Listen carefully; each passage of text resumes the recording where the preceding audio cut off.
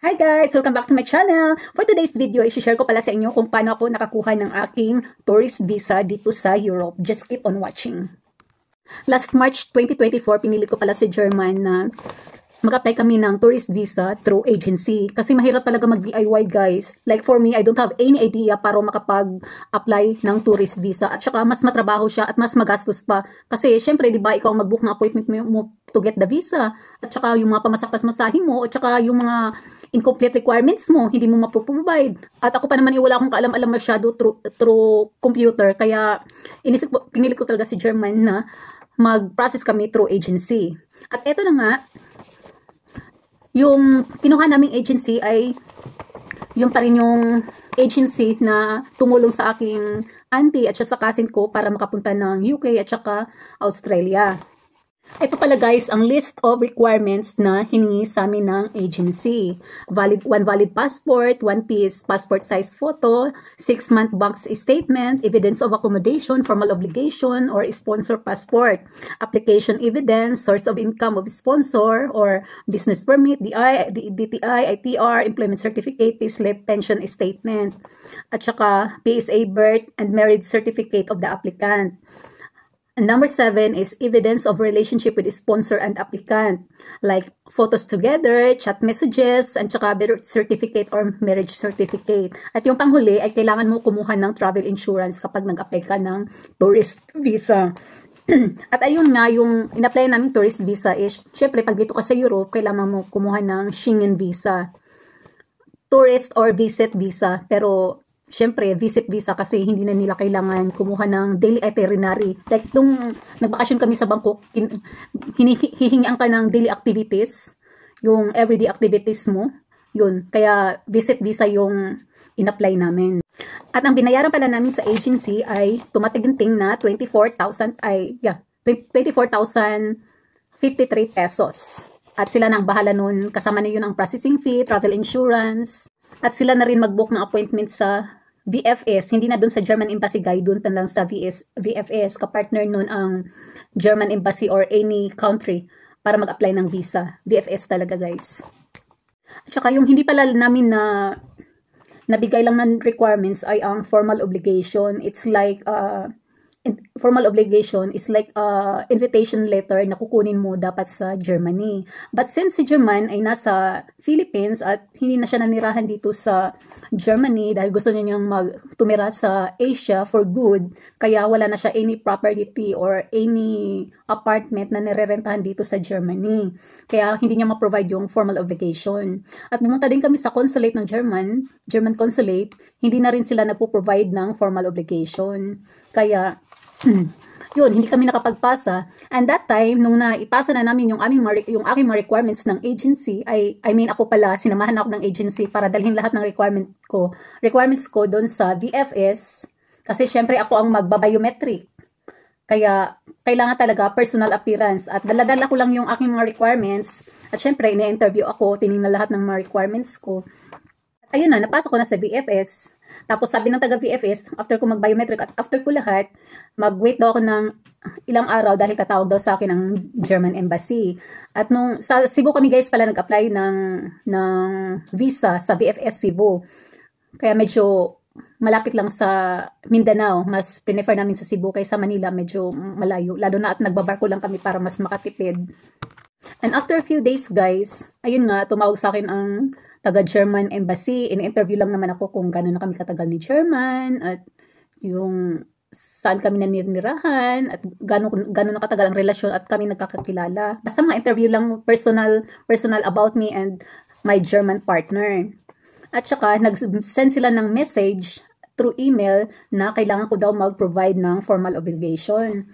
Pagkatapos guys, hindi ko ma-provide yung formal obligation kasi hindi rin naman ma-provide ni German yung formal obligation nga. Kasi nandun siya sa Pinas at hindi na siya nanirahan dito sa Germany. Kaya ang ginawa namin guys, nag-reply na lang kami sa German Embassy ng explanation letter kung bakit hindi namin ma-provide yung hinihingi nilang formal obligation. At sa kasamaang palad guys, nung dumating na pala yung aking passport, maybe after few weeks or almost a month, dumating yung aking passport. ayun nga, sad to say na na-denied nga yung aking visa. Ayun, hindi ako nabigyan ng visa. Pero alam niyo ba guys, hindi nag-give up si German. Ginawa niya ang lahat. As in, ginawa niya ang lahat. Dahil bakit daw hindi ako i-allow na mag-tourist sa Europe, sa Germany? Eh, yung savings niya or, you know, proof na, ano ba yun? Ng financially, kaya naman daw niya at sapat naman daw yung pera niya, sapat naman. Kaya, as in, nag-reply talaga kami sa German Embassy ng through email. Nag-reply kami guys at parang may ni-research si German dun sa Google para siyang form ng attorney na kailangan mong mag-appeal. Parang guide lang siya ng through attorney. Gayahin mo lang na pagkasulat or explanation. Ayun, nagpapalitan lang sila ng conversation through email ng German Embassy at saka si German or ako, kami together ni German, ng mga explanation letter hanggang sa nakulitan ang German Embassy, pre-provide namin lahat ng mga hiningi-hingi nila. For example, yung gumawa kayo ng letter, ganun, explanation letter, at saka yung piece of paper na parang galing sa attorney na kinati namin. Hindi naman galing sa attorney, pero parang, guide lang na galing sa attorney. Ayun, hanggang sa kinatagalan guys, talagang yung German Embassy nakulitan na siguro sa amin or dahil hindi kami nag-give up, na hindi kami magbigyan ng visa dahil may karapatan naman daw kami ni German as his partner na makapag-travel together with him here in Europe to visit his country. Tapos ayun guys, binigyan talaga ako ng visa. Ang nakalagay doon, nag-email sa akin, na-surprise ako after a month of having a conversation with the embassy and with us.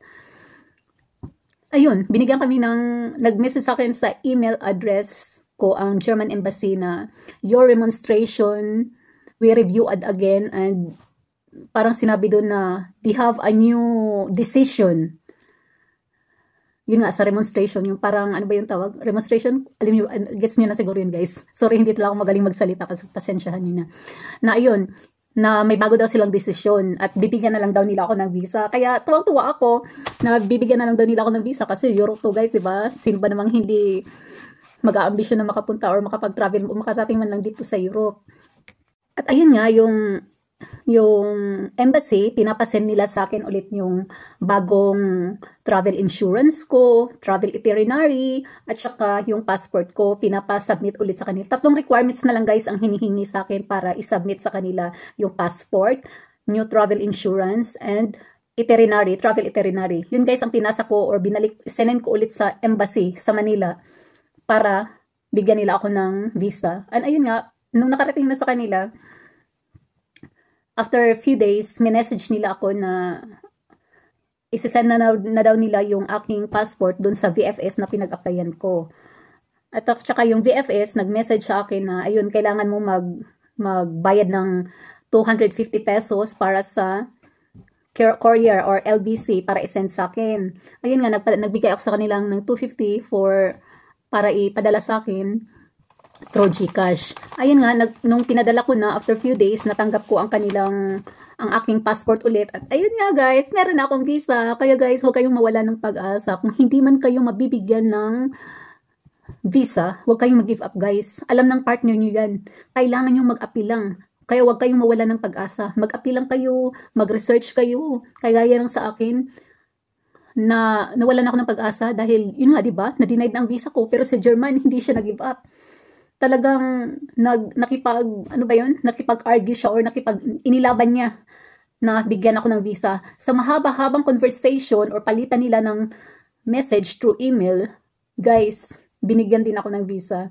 Kaya ayun lang po, message or comment down below kung ano pa yung mga katanungan nyo about visa sa aking sariling experience lang po. Ayan, thanks for watching. Bye-bye!